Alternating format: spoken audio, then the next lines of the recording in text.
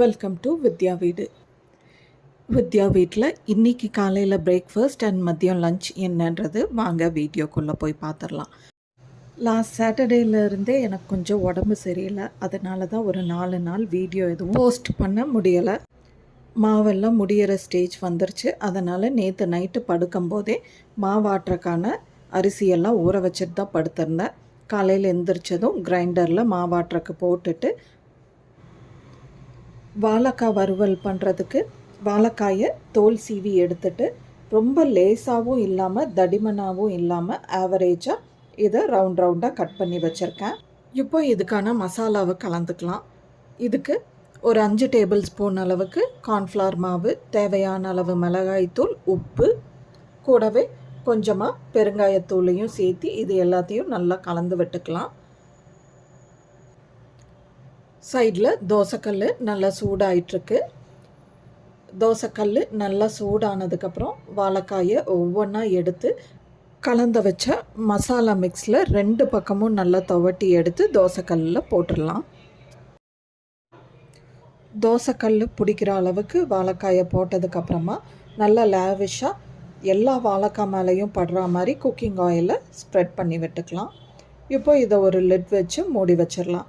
ஒரு பக்கத்துக்கு ஒரு 5 நிமிஷன்ற விதத்தில் 2 பக்கத்துக்கு 10 நிமிஷம் இது டோஸ்ட் பண்ணால் போதும். வாழைக்காய் வறுவல் ரெடி ஆயிடுச்சு. இப்போ இது ஒரு பிளேட்டுக்கு மாற்றிடுறேன்.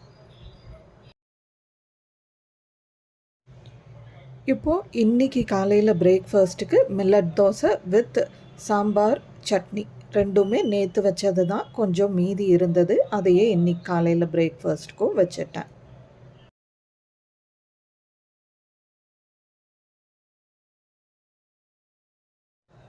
இப்போது இந்த பக்கம் கிரைண்டரில் அடை தோசைக்கான மாவு ஓடிட்டுருக்கு. அதுக்கான பெருங்காயத்தூள், சீரகம், ஒரு காஞ்ச மிளகாய் எல்லாத்தையும் சேர்த்திட்டேன், அரைச்சிட்ருக்கட்டும்.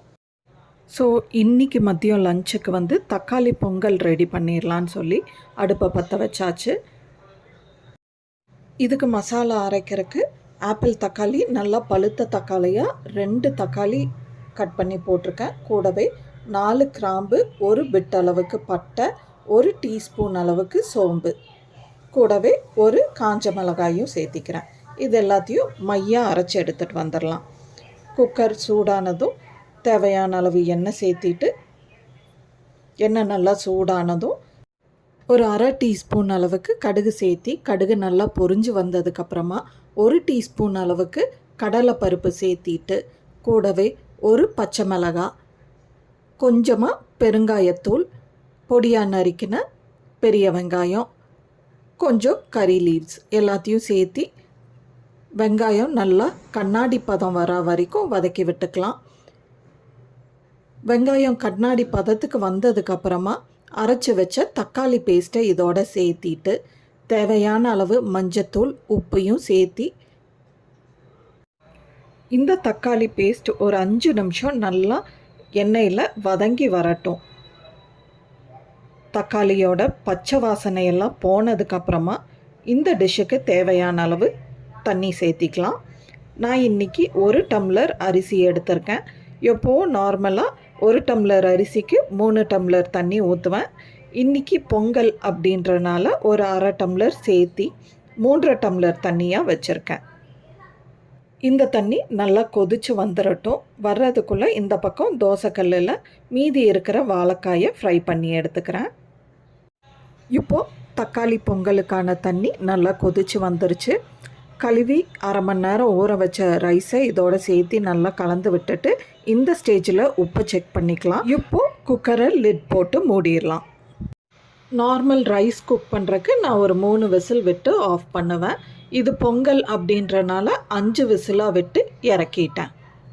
பை தி டைம் நம்மளுக்கு இந்த பக்கம் அடை தோசை மாவு ரெடி ஆகிடுச்சு. இது ஒரு குண்டாக்கு மாற்றிக்கலாம். இது வழிஞ்சிட்ருக்கறக்குள்ளே இந்த பக்கம் தக்காளி பொங்கல் எப்படி இருக்குன்னு பார்த்துடலாம். ஓப்பன் பண்ணியாச்சு. பொடியாக நறுக்கின கொத்தமல்லி தலையை சேர்த்து நல்லா கலந்து விட்டு இதுதான் இன்றைக்கி வித்யா வீட்டு லஞ்ச். இதை லஞ்ச் பாக்ஸுக்கு ட்ரான்ஸ்ஃபர் பண்ணியாச்சு. இன்றைக்கி இதுக்கு தொட்டுக்கிறதுக்கு வாழைக்காய் வறுவல் தான் வச்சுருக்கேன். லஞ்ச் பேக் பண்ணுறதுக்குள்ளே மாவெல்லாம் வலிஞ்சு வந்துருச்சு. கிரைண்டரை அலசி அந்த தண்ணியும் மாவுலையே ஊற்றி உப்பையும் சேர்த்து இது ஒரு லிட் போட்டு ஃப்ரிட்ஜில் ஸ்டோர் பண்ணி வச்சிட்றேன். இந்த மாவு தேவைப்படும் போது எடுத்து வெளியில் வச்சு ஃபர்மெண்ட் பண்ணி யூஸ் பண்ணிப்பேன்.